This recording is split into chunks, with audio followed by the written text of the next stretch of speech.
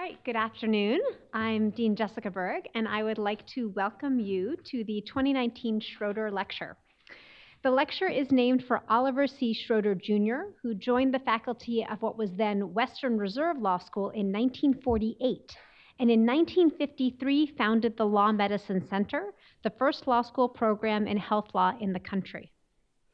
By the terms of the charter of the lectureship, which was established in Ollie's honor when he retired in 1986, the Schroeder Scholar in Residence is to be selected on the basis of, quote, scholarly distinction and contribution in the arenas of health policy and law. Our 2019 Schroeder Scholar is Dr. Reed Tuckson, who well meets that standard. Dr. Tuckson is currently the managing director of Tuckson Health Connection, a health and medical care consulting business that brings people and ideas together to promote optimal health outcomes and value through innovation and integration. He's a graduate of Howard University, Georgetown University Medical School, and the Hospital of the University of Pennsylvania's General Internal Medicine residency. He also did a Robert Wood Johnson Foundation clinical scholar position studying at the Wharton School of Business. Previously, Dr. Tuckson was the Executive Vice President and Chief of Medical Affairs for United Health Group. Before that, he was the Senior Vice President for Professional Standards at the AMA, which is where I overlapped with him when I worked with the Ethics Standards Group. Dr. Tuckson has had an extraordinary career in medicine and health policy. He's held numerous leadership positions, including as the Senior Vice President for the March of Dimes Birth Defects Foundation, the President of the Charles R. Drew University of Medicine and Science, and the Commissioner of Public Health for the District of Columbia. He's also served on several U.S. government cabinet-level health advisory committees, including ones concerned with health reform, infant mortality, children's health, violence, and radiation testing. It is my very great pleasure to turn the podium over to Dr. Tuckson, who will speak today on unusual life forms emerging in healthcare delivery, the paradox of change. Thank you. Well, that's really nice. It's nice to be back with Jessica. I really appreciate what I learned from her in the Ethics Institute, and I have a few ethics issues that I probably will raise today. And I'm also glad that my friend and colleague Randy Siebel is here, and good friend, and I'm a real admirer of what he has done. And if you don't know about the work that Randy's done, you ought to grab him and find out, because it is an extraordinarily important platform that he has created that will serve well the city of Cleveland for many years. My job is to be provocative, so I will irritate every single person. And I hope, though, at least in the irritation, to make a few things, to think about a few things along the way. I look at this issue that I'm going to talk about, though, from, as you heard in my background, I'm not on anybody's team. I have been on every team there is in healthcare. I've been on the boards of for-profit hospitals, on the boards of nonprofit hospitals. I am involved in small startup businesses in biotech. I am involved in large corporate entities, involved with the AMA, representing physicians, public. In other words, I've had a lot of opportunities to look at things, and I'm not wedded to any particular point of view. The critical question in a time of profound change and challenges really is, what will change really mean change? Are we really getting anywhere despite all of the confusion and chaos and new ideas that are bubbling through? Our traditional health industry, sort of looks like physicians and health professionals, hospitals and other facilities now moving together in integrated care delivery systems, pharma, biotech, labs, research enterprises, purchasers and health plans, and regulators. All of this sort of I see as a conglomeration of something that we sort of refer loosely to, this healthcare industry. And it has been enjoying and continues to enjoy a modicum of autonomy. There is a sense that this business sort of works somehow and relatively unfettered. It is interesting to look at our system from the perspective of outside, from international. And again, what people that look at us even today, this month, look at us and say, it is surprising that there is no single unified coordinated healthcare system in America. This is a complicated, fragmented marketplace. No shared principles, no nationally negotiated prices, no broad consensus on the role of government in healthcare. At the end of the day, and this is what I think is critical, governance is unclear. There is no shared understanding of what each actor in-care system is accountable for or whom. And at the end of the day, the entire system seems to be holding to one thing, and that is a real absolute focus on the bottom line. I sort of always understood the work of our industry as being derivative of the timeless values of the Hippocratic Oath. I get to do a lot of commencement speeches at the end of academic years at medical schools, and I get to say the Hippocratic Oath over and over and over again, and I love saying it. And I love what it means. And regardless of the version or the format of it, what Jessica and her peers taught me at the AMA is that what this is ultimately the protection of the vulnerable person. And that has to be absolute sacrosanct in terms of the philosophy and the protections of Western civilization. There is no, in my opinion, more important value in Western civilization than this sense of protection of the vulnerable person, the person who cannot do for self and needs the oversight of others. There's this accountability implied by the Hippocratic Oath for developing a lifetime of learning and translating that learning into service to and discourse with society. With that comes autonomy. And that autonomy, I believe, transfers itself into all of the institutions in this industry at some level. But unfortunately, I think now what we're focusing much more in today's world is the dollar, not the elements of that oath. And so to our traditional industry, we now add new things. Consumer companies, advanced data collection and analytic enterprises, digital technology companies, and connected device entities. And all of this new movement smashing together with all that we have had before. And so whether it is the Amazons, the Googles with their health company Verily, Microsoft, Facebook, Apple, Haven, the new element between Amazon, JP Morgan, and the dude in Nebraska. Oh God, I'm thinking of Berkshire. My God, I'm just looking right at him, you know. Whether it's those players or whether it is new connections between vertical integration between CVS Pharmacy and Aetna, whether it's United Health Group now having 50,000 physicians in their company who are doing clinical medicine, we're seeing these changes. The question then becomes, what will be the aggregate impact of this new and evolving industry, and how will it be governed, but ultimately for whose benefit?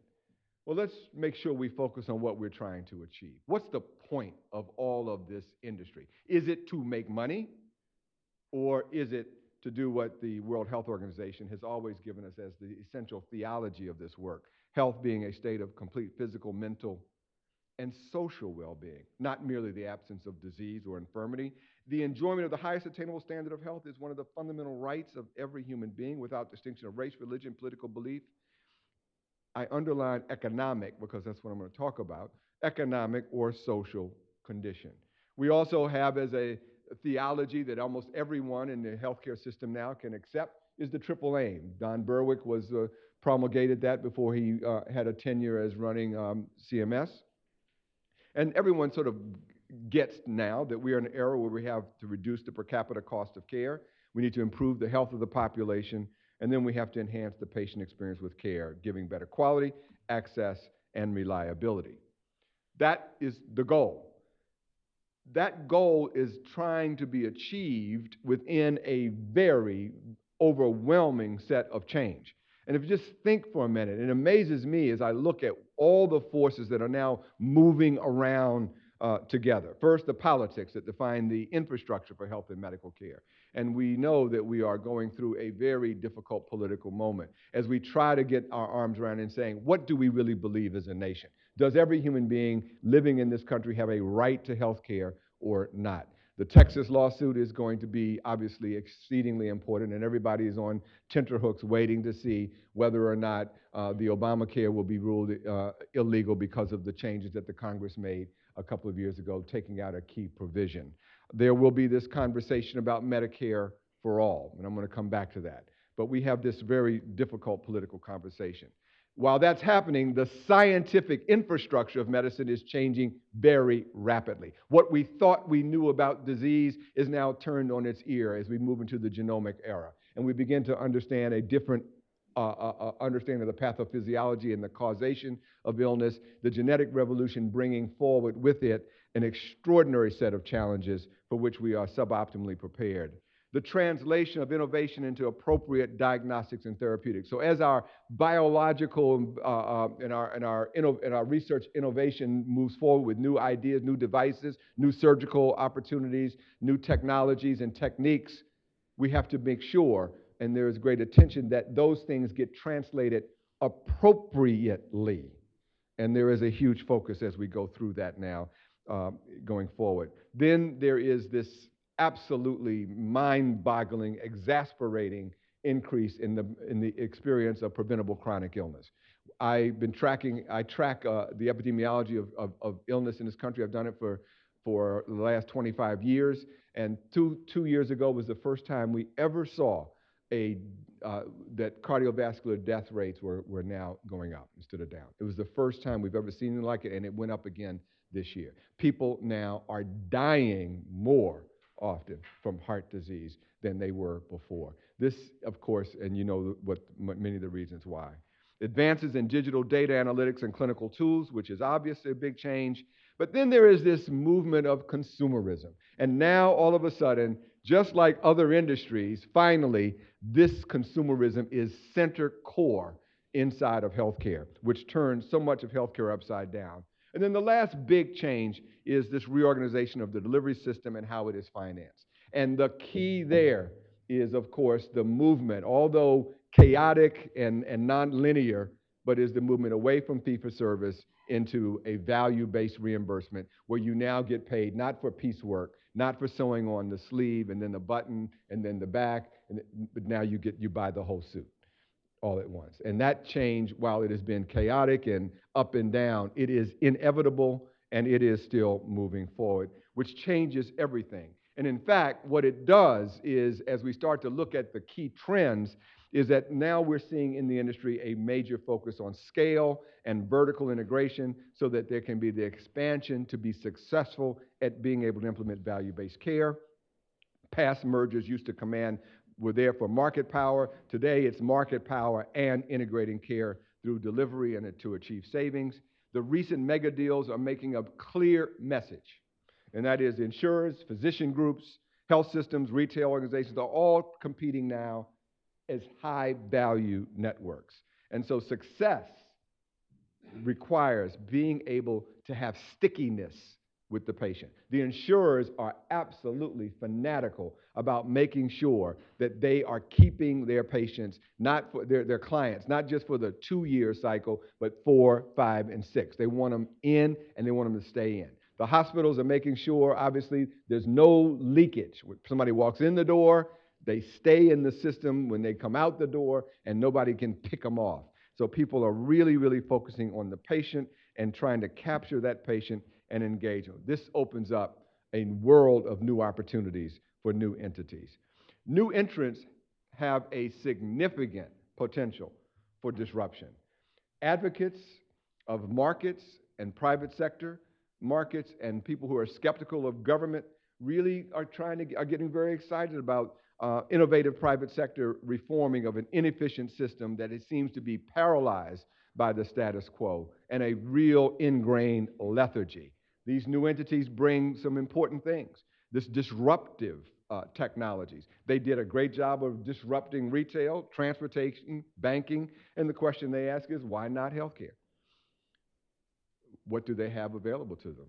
Unheard of cash reserves. These are flush companies. Sophisticated understanding of this concept of a consumer. A long time horizon. They're in for the long run, but they move fast. Skepticism of the traditional assumptions about how healthcare could work.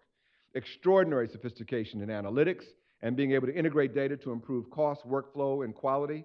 And now you know, of course, AI, machine learning, blockchain, digital technologies. They have these new device technologies. And this is key, they have the money and the resources to attract top-level medical talent. So now you're seeing the deputy director of the person that ran the Mental Health Institute at NIH, gone. The former head of the FDA, Rob Califf, gone. You're seeing the guy that, just over and over again. People are just moving into this space and they're being able to attract the medical talent that they need. What's interesting, and this chart is deliberately, whenever somebody puts up one and says, I'm sorry that you can't read it because the point of it is that you shouldn't be able to read it. I went back and started to think to myself, what are all of the tools I have used in my career to try to keep costs under control? What have I been exposed to? Utilization review, prior authorization, bed day management, care management, readmission penalties, formulary management, centers of excellence, enhancing primary care, healthcare team approaches, medical homes and ACOs, low-cost sites of sale, narrow networks, risk-based incentives, high deductible, cost-shifting plans, consumer skin in the game, EHRs, health information exchange, data and analytics, data interoperability, point of care to clinical decision support, telemedicine, contingency learning. You understand what I'm saying? We have thrown a lot of stuff at this system. And guess what? Every year we give a talk. You fill in the blank. I have given this talk 1,000 times where I've had this slide. Oh my God, healthcare's percentage of the GDP is anticipated to be, fill in the blank, next year. This is absolutely unsustainable. The sky's falling. We're all going to die. The end is near. And what do? We kick the can down the road a little bit more. And we keep kicking the can down the road and kicking it down. Are we there yet? I think we're there. This is the last time we will get, I think this year is the last time we get to say, oh my God, it's terrible, the sky's going to fall, you wait. There's no place to kick the can anymore. We are there. Medical cost crisis, trend has been flat for 2 years, but expected to increase in 2020. Now, trend being flat ain't good. You know what I'm saying? Look, it's still like 5.7%. That ain't good, but now going back up again. Flat, moving up. Prices, not utilization, are continuing to fuel this extra cost. American businesses are frustrated. Medical cost trend outpacing general inflation. And even with all those things in my little chart, market forces still will be overrun by the efforts to quell them. What does this mean? And this is what really gets me focused. Worker payments for employer coverage are growing faster than the median income. More than 1/3 of individuals and their families didn't have enough saved to pay their deductibles, as these deductibles are going up and up and up. Premium and deductible costs amounted to nearly 12% of median income in 2017. Just yesterday, Kaiser brings out the report. Benchmark Employer Survey finds the average family premiums now top $20,000. The average annual deductible now at $1,655, double the average a decade ago. On average, workers this year are contributing $6,000 toward the cost of family coverage, with employers paying the rest. It is a new car every year. What does that mean to the average American? The average American is struggling to pay their medical bills. 1/3 of adults with employer coverage say they would not have enough money to pay an unexpected $1,000 medical bill within 30 days. What does it mean? It means now that 20% of U.S. consumers had medical debt collections in 2014, medical debt increasing with direct patient billing, rising deductibles, and out-of-network care. Some hospitals are adopting a range of strategies as they now sue patients to get their money. And what's really, really painful is if you go to places like in rural America, 2,000 rural American hospitals are buckling under bad debt. More than 100 closed in the past decade, hundreds more on the brink of insolvency. They're fighting to squeeze everything they can from the patient who doesn't have it. Now we're seeing one place in rural Missouri, 1,100 lawsuits for unpaid bills. There's a standoff between hospitals who are going broke and patients who are going broke, and they're both trying to squeeze each other to find a way to be able to make it. A growing share with people with employer coverage are underinsured, so much so that they can't get what they need because they can't pay it out of pocket, so they basically are making terrible decisions. And then there's the sense of what's happening just across the board in the context with the American people. 60% of Americans have less than 1,000 in savings. Half of Americans less than 400 savings and live paycheck to paycheck. More than 1/3 of U.S. consumers live paycheck to paycheck. 60% of millennials don't have enough money to cover a $1,000 in emergency, and 21% of Americans have no retirement savings. Now think about what this means for Medicare. Because what you're looking at is the amount of money that even with Medicare you are paying out of pocket. And you keep pushing how much more Medicare patients have to pay out of pocket. Medicare patients don't have any savings. And so what do you think is getting ready to happen in a couple of years down the road? So you can't get any more money out of the Medicare, and you know there's not going to be a tax increase to take care of Medicare. That ain't going to happen. No way are you going to get a tax increase. You can't get anything out of Medicaid. There's no state that's going to put more money into Medicaid, especially if you look at what the financing for K through 12 education is at the state level, it looks like that. Look at the Medicare budget, K budget, it looks like that. You can't get any more money out of large employers, and you damn sure can't get it out of small businesses. They're done. They're toast. So the only place you can get any more money is out of Mrs. Jones on Fifth and Vine. But what I just showed you is Mrs. Jones on Fifth and Vine doesn't have diddly squat either. Something has got to change. And I look at the dinner table conversations for Americans today, and it's tough. So when you see Medicare for all, I know everybody's really smart. I can tell you every reason why Medicare for all can't work. I know all the technical understandings. But the issue is, what they're saying is, government has got to do something about this in the absence of the private sector being able to take care of it. And that's really what's important. Second big issue that we have to face not only is cost, is quality. Health and medical care are very difficult to deliver. There was a report called To Err Is Human that was came out in 1999, just at the cusp of 2000. That we said we lose an airplane full of people a day because of medical misadventures. There was right after that in 2001, Crossing the Quality Chasm, which again says there is a chasm. Then we learned, these are all from the National Academy of Medicine. Then we learned a few years after that we have $750 billion in waste. And then we learned in the crappy diagnostics that happen to people, where at least one diagnostic error in everyone's lifetime. We now understand from the new data and new analyses that based on now the latest analysis on 2011, is that we estimate that this waste is about 34%, $1 trillion annually. And if that wasn't hard enough, we don't use existing access well, but then we are in the genomic era. So now the U.S. government is going to cover advanced genomic testing for Medicare patients. Okay, cool. Except for this, false positive results released by DTC genetic test companies highlight the importance of how we have to try to confirm those. DTC provides raw genotyping data to customers, may include variants occurring in genes recommended to be reported as incidental or secondary findings. 40% of variants were false positives. A study of hundreds of primary care providers in New York City, a third had ever ordered a genetic test or referred a patient for counseling. Only 14% felt confident in interpreting results. There are, as of today, 4,560 genetic counselors certified in North America. 4,600 certified genetic counselors in America. Who in the world is going to counsel these patients about what these tests mean, whether they should have it or... So all this new stuff, it's all exciting, innovation. What happens? Jolie was so brilliant in talking about her study, her journey. She didn't have a certainty. She had a probabilistic statistical probability of getting a thing. Not a yes, no, a probabilistic statistical determination upon which she made clinical decisions. She had the ability to call anybody in America and they will explain it to her. How many patients do you know will have ever had a course in statistics? How many doctors have had a course in statistics, or at least how to explain statistics to people who are medically and mathematically illiterate?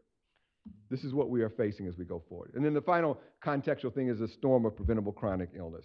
We have a storm, this is so cool, a storm of chronic illness washing over a delivery system that we cannot afford. I don't have time to go into these. You know the data. You understand the obesity statistics. You understand that because of the obesity statistics, you understand the diabetes statistics. You understand because of the obesity and diabetes statistics, you get the cardiovascular statistics. It all adds up. It's all logical. It makes sense. The issue is a challenge. Obese employees cost 1.3 to 1.8 times more than their other folks. There is a price to be paid for these preventable chronic illnesses, and it's important. Meanwhile, what you're seeing is people with diabetes are making very painful choices about whether or not they even can get their medication filled or not in America.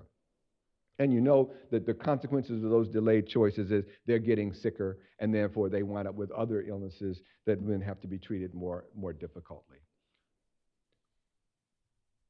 And now there's a whole new set of gas on the fire. The latest M&A reports are telling us that health system mega mergers are pushing deal activity to near historic levels. The amount of revenue in such deals is 4 times higher in Q2 2019 versus prior year, 11.3 billion in total revenue, and this is really, really moving in very dramatic sorts of ways. Physician compensation increases. I love docs. I used to represent them. I was happy and proud to be at the AMA and represent America's physicians, but we got to think about what's going on. In 2018, median compensation for them was 4.91% versus 0.76 in 2017. Productivity was flat.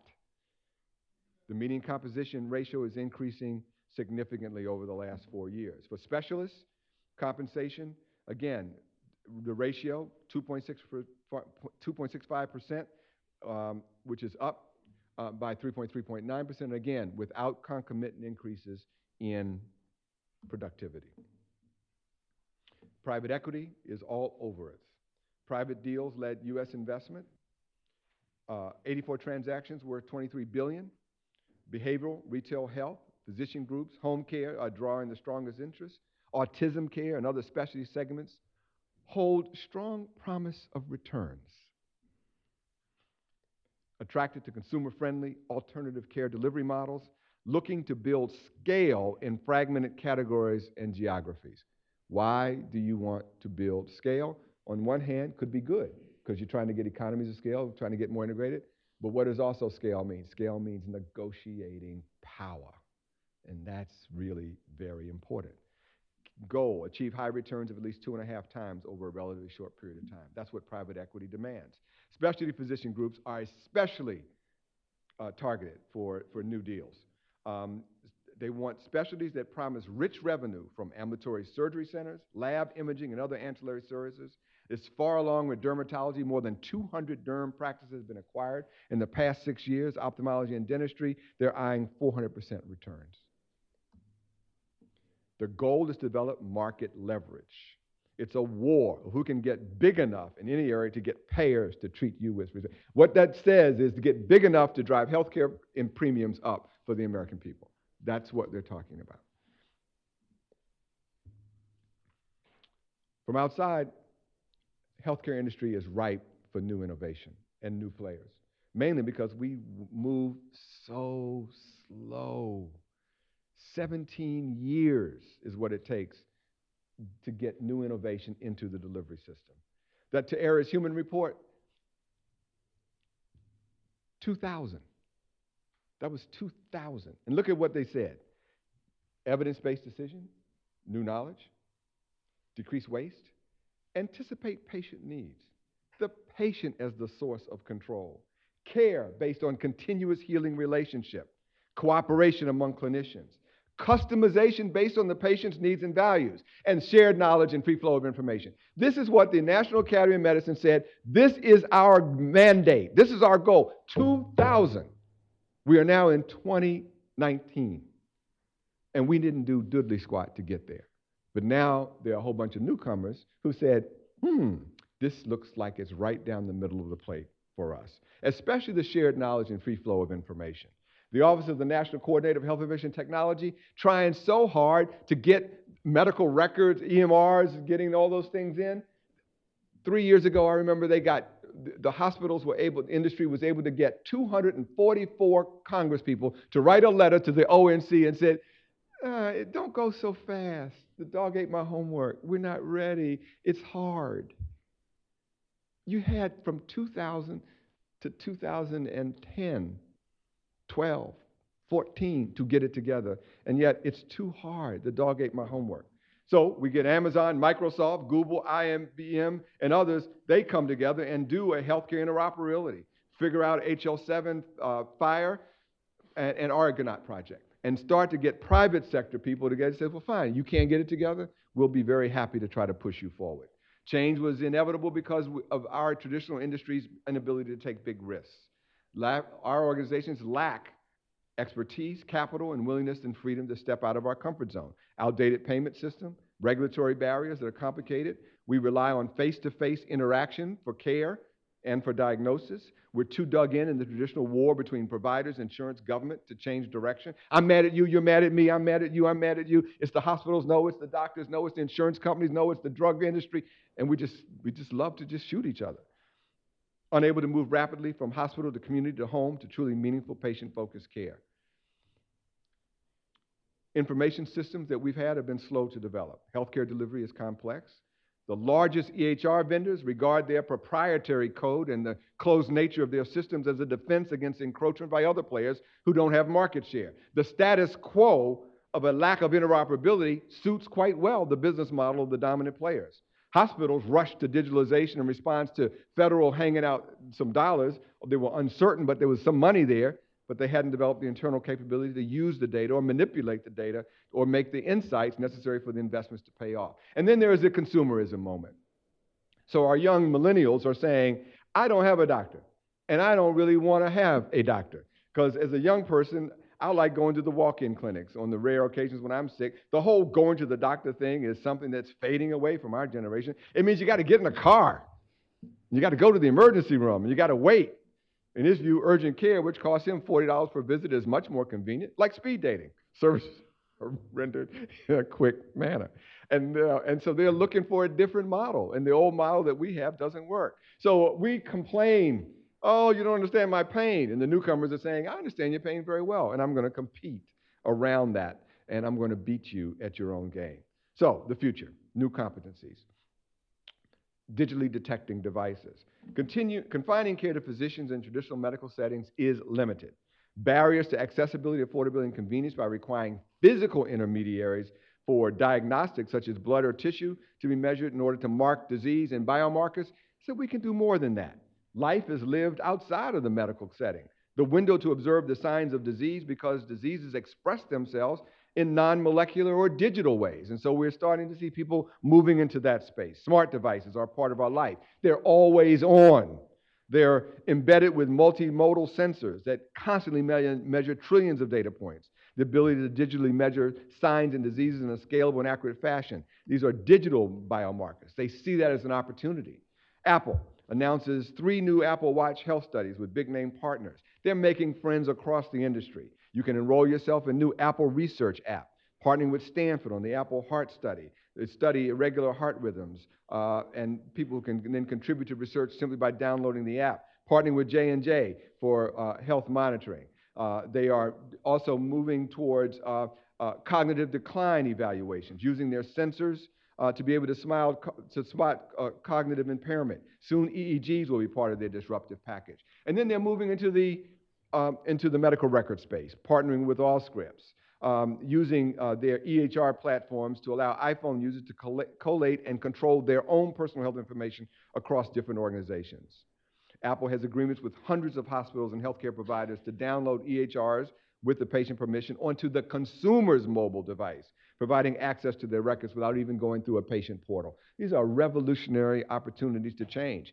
Google, interestingly enough, back in 2015, said, we really begin to understand our role will be to ensure that the vast amounts of data that are being collected, analyzed, and integrated across multiple sources of information can be clinically translated into useful, intelligible, intuitive, and easy to use for patients, their families, and their care teams. They were signaling back as early as 2015 where they were headed, and they've made a great deal of progress. I need to disclose I'm the chairman of the advisory committee for Verily's Project Baseline, where they're now looking at how to predict the onset of diseases far earlier than is currently possible, moving medicine from prevention to treatment, identifying biomarkers for susceptibility to various ill diseases.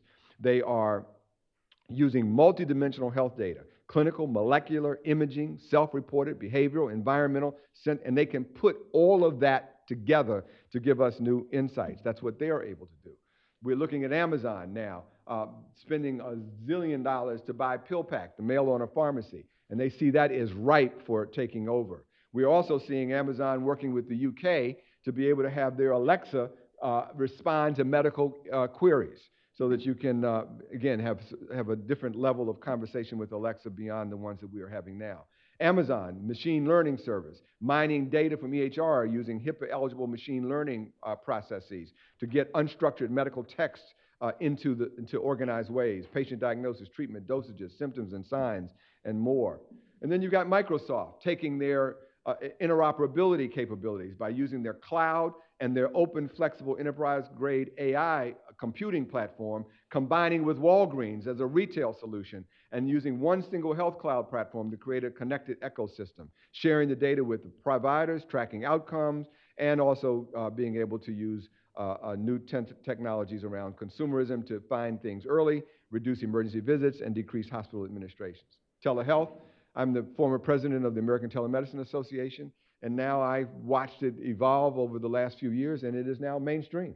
It is absolutely here, whether you have telehealth through your cell phone, whether it's in a kiosk in a drugstore, or whether there's a clinician managing stroke from a central command post. And these doctors who are doing telehealth stroke management are sitting in a command, like a air traffic control tower, and they see more stroke in a day than most neurologists will see in a year. They are very, very good at what they do. And then Haven, Berkshire, JP Morgan, Amazon, remaking the way in which health, where the employers give their gift. Now,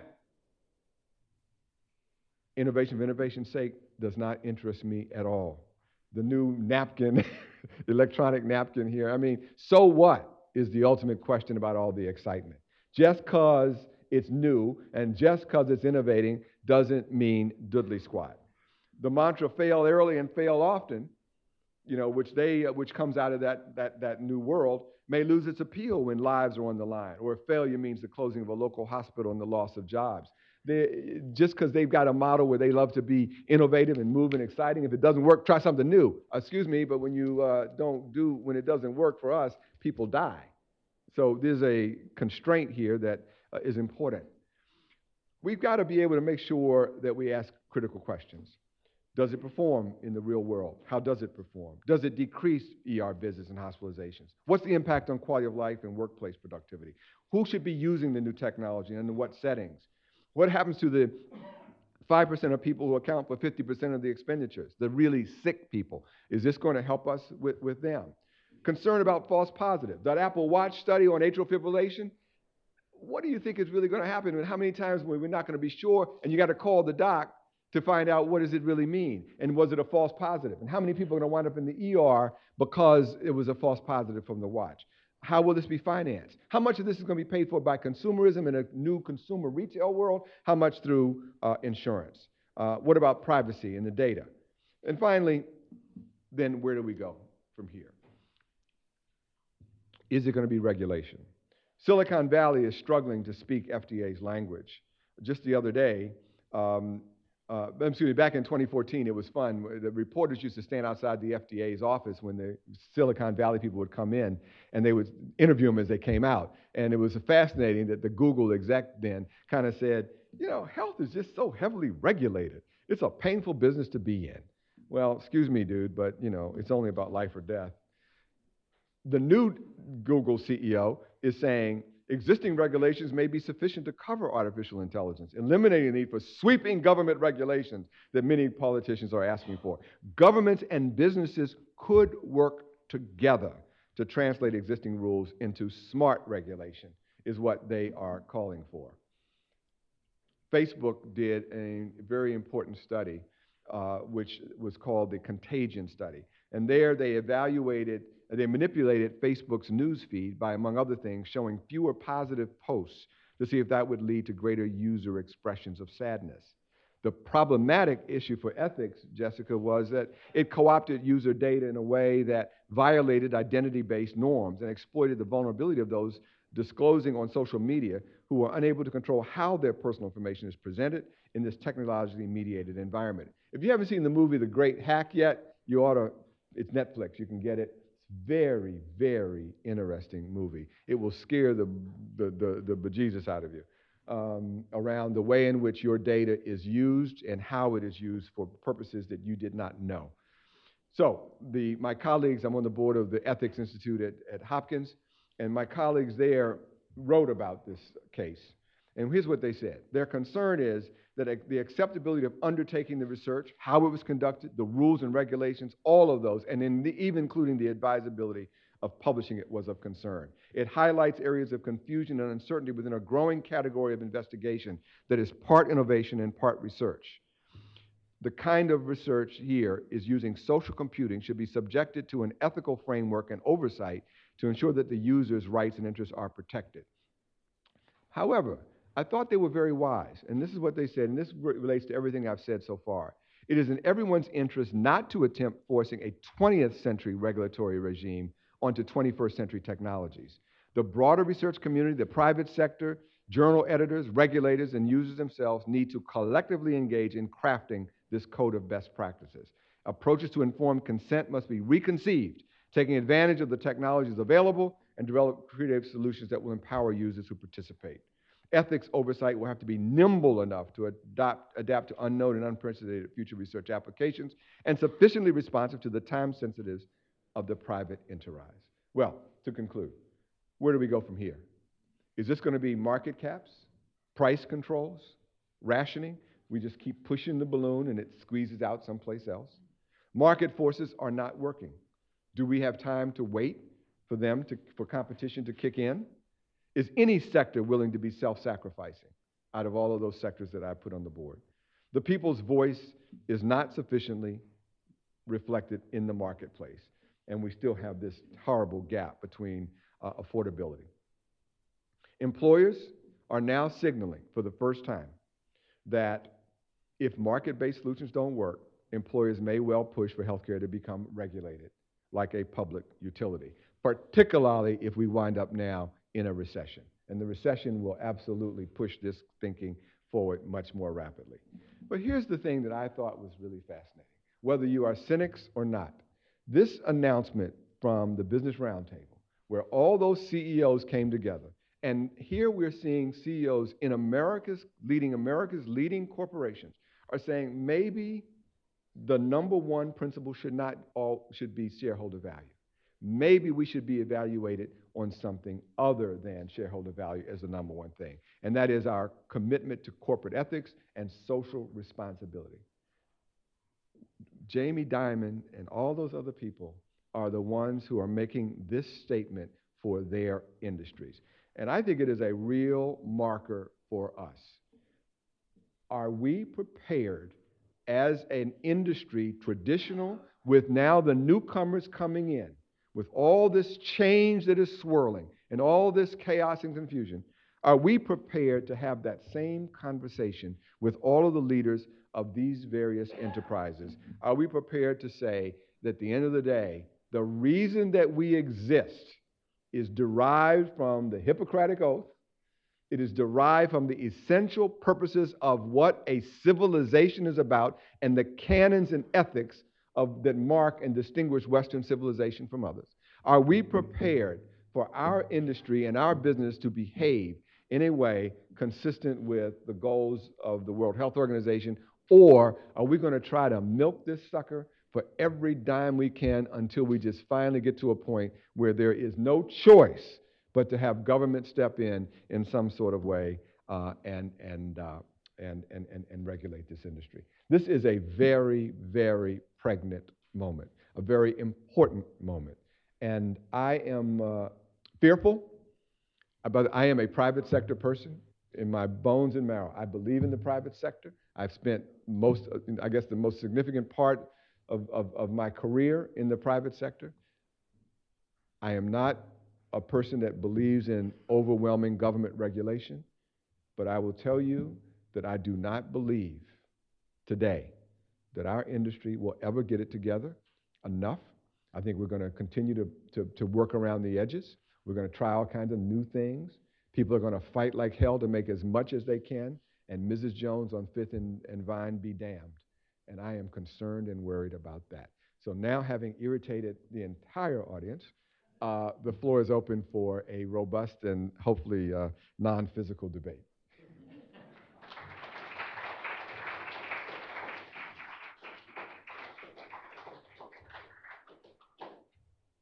Yes, sir.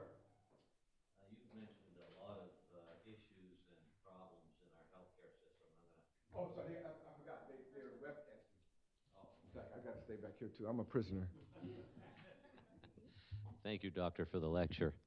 It was very informative. I'm going to put you on the spot, though.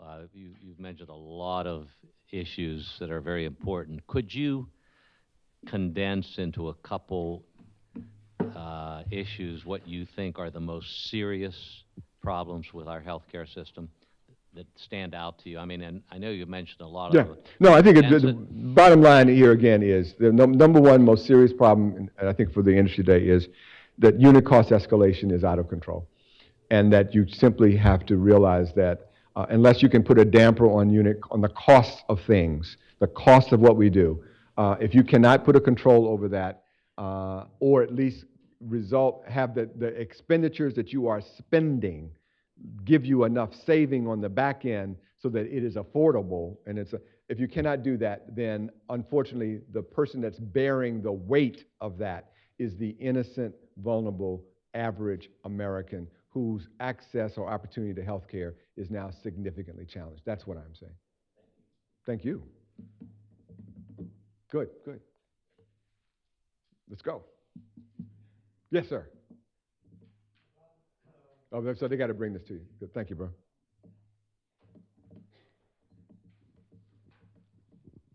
Thank you. I enjoyed very much your very comprehensive review of the situation.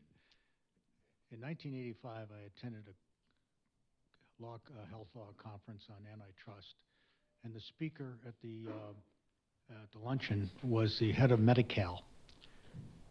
And I happened to be a physician and an attorney, and I was the only physician sitting in about 300. And the one thing that he said was, we look forward to the day when healthcare will evolve from a social model to an economic model. And everybody cheered. And I thought to myself, be careful what you wish for, you may get it. We have it. And the unfortunate thing is that what gets lost in all this is the care of the patient, and you alluded to that. Because I'm retired, but I've recently been doing some locums work in rural areas, in small towns, and there's no question that what is going on has absolutely befuddled these people. They have problems with access, they have problems with payment, and there is not only a crisis in financing, but there's also a crisis in access and what people can have available to them, particularly when they are living outside of a major metropolitan area. You know, it's such an important point. I'll give you I was in rural Tennessee the other day, and I wanted to experience what you were saying more firsthand. So I went to the hospital in rural Tennessee, and the CEO wanted to greet me. I said, "Man, I don't want to see you. I want to see the care managers." And so I sat with the care managers in a little room, and I said, "Tell me what it is like when you discharge a patient with congestive heart failure and you discharge them to home, what's your biggest challenge?" He said, "My biggest challenge is the dollar store." The dollar store. And I said, I felt really, I have to say that I'm going to confess to y'all, like almost all of us, we're elitists as hell. I haven't been in a dollar store. Why do I wouldn't need to shop in a dollar store. So I had to go in I feel like I'm confessing. So I went into the dollar store. I went into the dollar store. You go in the dollar store, everything's cheap as hell, and it's all crap. And that's the only store that they got. That's the only store Mrs. Jones even has access to without driving off whatever away. So not only is it what you said, but it's also, again, health exists in the context of the society. And so then I said, by the way, are you teaching people, do you tell people to go exercise? In their town, there's no road to exercise. There's no running track to exercise. So they finally built one. Somebody built one. It was a church. They built one in the community. But then they couldn't afford the guard to supervise it. So it's chain locked. These are the real issues.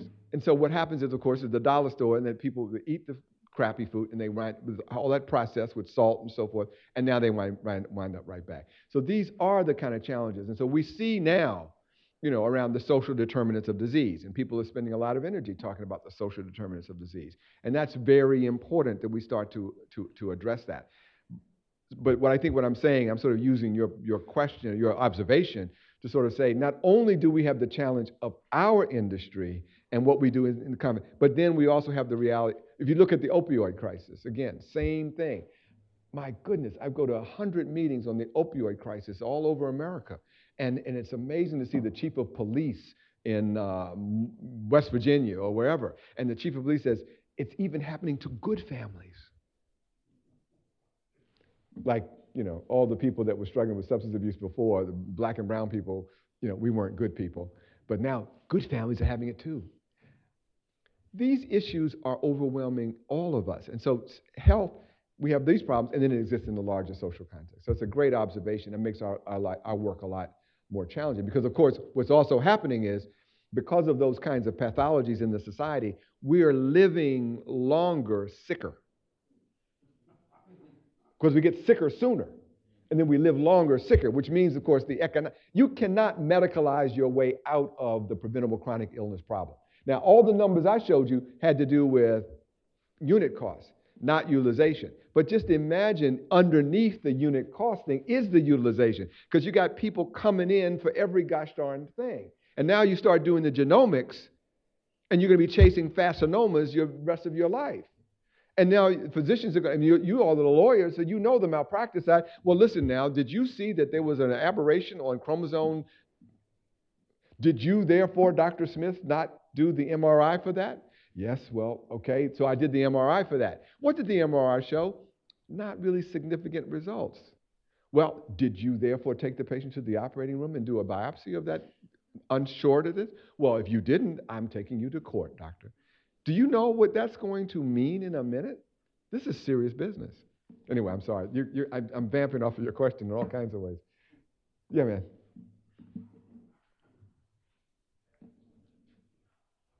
Y'all, by the way, y'all do need to look at this malpractice thing in genetics and the direct-to-consumer testing and giving people back not just a specific thing, but the whole thing with all the variants as well. And what will that mean in terms of clinical? That's something I think y'all should take on. Oh, thank you very much. I've been struggling with the issues you wonderfully summarized since Ali Schroeder, that's the name of the talk today, right? Introduced me to this healthcare field.